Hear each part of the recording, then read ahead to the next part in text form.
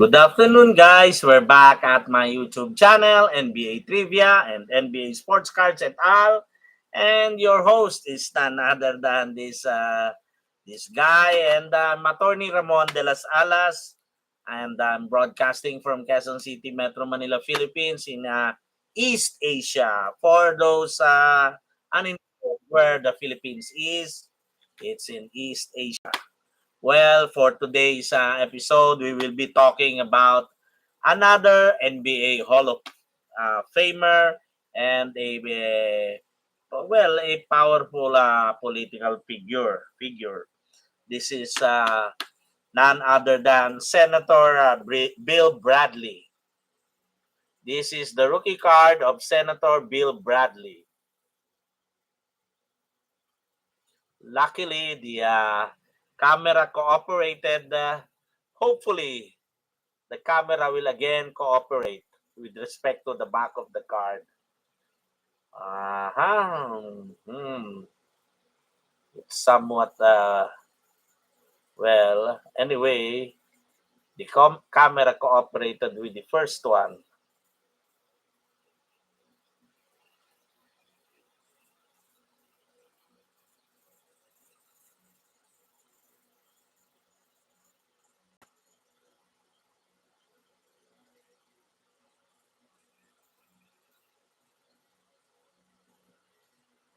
Yes, this is the back of the senator's card. This is the rookie card of Senator Bill Bradley. Yes, Senator Dollar Bill or Senator Bill Bradley.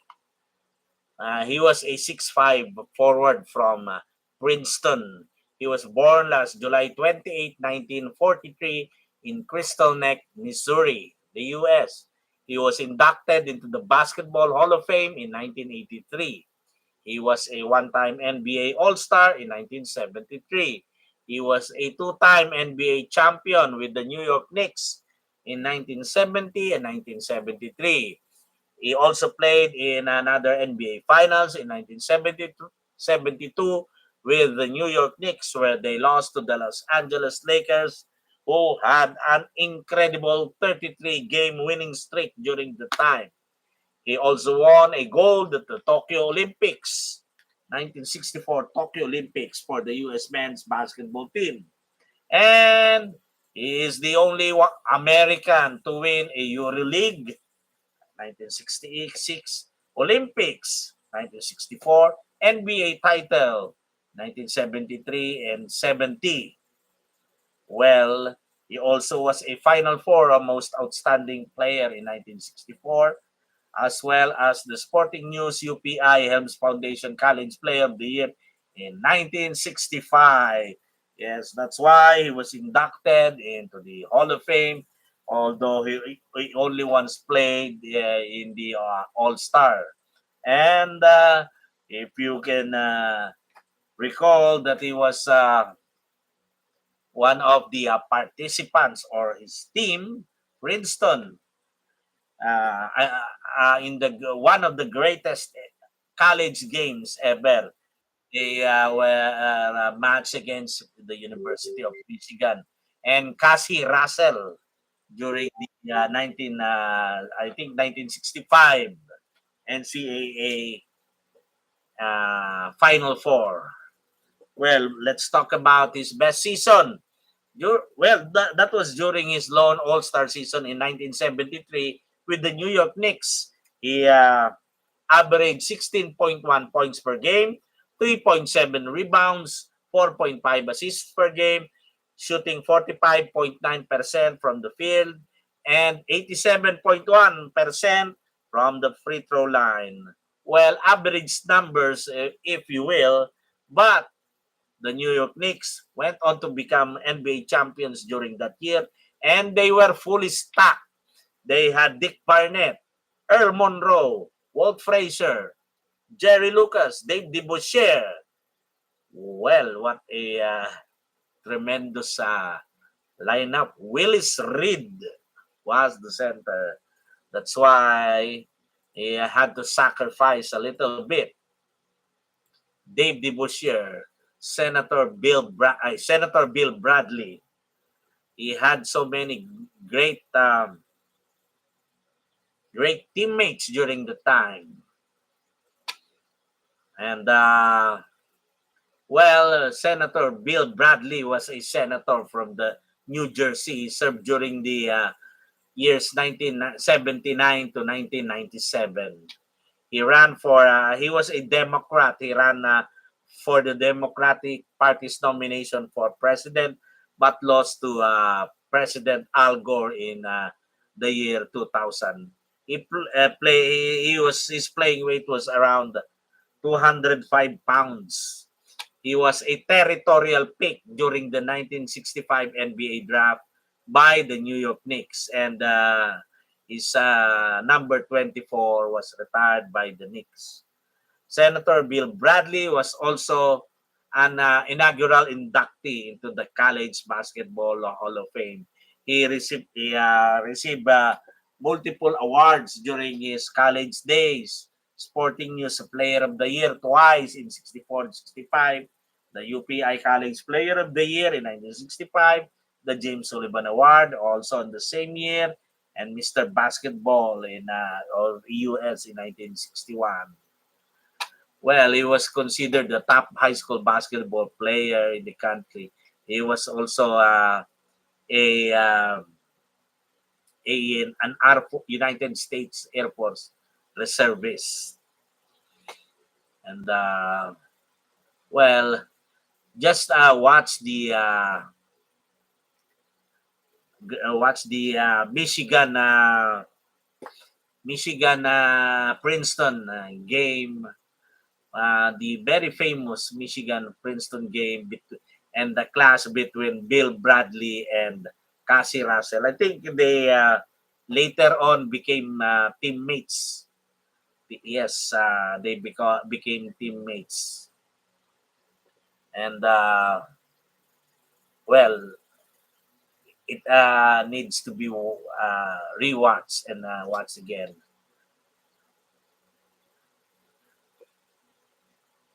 Well, their star player was Cassie Russell, the Michigan Wolverines against the Princeton led Bill Bradley. And one more thing, Bill Bradley also graduated magna cum laude during his college days. And he was one of the greatest ever. That's why he was inducted into the Basketball Hall of Fame, Naismith Basketball Hall of Fame. And I want to show you the card of Bill Bradley in my collection. It's not a refractor card, nor it's silver. It's a gold standard card, one of the more expensive cards. Well, it's number to, I think, 79. This card is numbered to 79. Yes. This is the card of Bill Bradley in my collection. And it is more expensive than the refractor ones because it's numbered and limited. Yes, that's the card of Bill Bradley.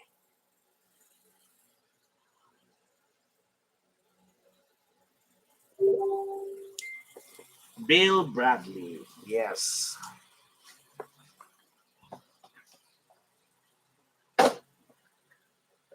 Well, that's for our great Senator Bill Bradley. And if I haven't told you, the oldest NBA player ever was Nat Hickey at 45 years old, who played for I think the Providence Steamrollers. Well, we'll talk about the near misses again. Well, we'll just go on until we use it all up. The 1967 NBA near miss for the MVP was Nate Thurmond. Yes, the first quadruple double guy who placed second in the NBA MVP during the time, Nate Thurmond. And during the 1966 season, Jerry West, the logo, again placed second as the NBA MVP. Well, Jerry West, one of the great ones, my favorite, the Hick from Cabin Creek. Um, During the 1965 season, another near miss by Jerry West. He was voted third during the voting for the NBA regular season MVP. Jerry West was the third placer uh, in the 1965 NBA season. During the 1963 NBA season, another miss was Elgin Baylor. He placed second during the MVP voting. The great and Elgin Baylor never won an MVP, but one of the greatest ever, the greatest forwards ever, as well as a member of the 75 greatest players of all time in the NBA. In 1961, Elgin Baylor placed third as the regular season MVP voting in the voting for the regular season NBA MVP. In 1959, again, Elgin Baylor was also voted third as the NBA regular season MVP. Never won the MVP, but placed multiple times second and third.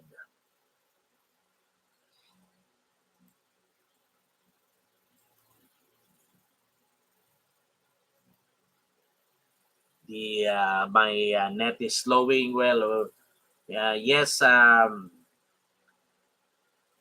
the Nat Hickey played for the Providence Steamrollers, and prior to that with the Tri-Cities Blackhawks.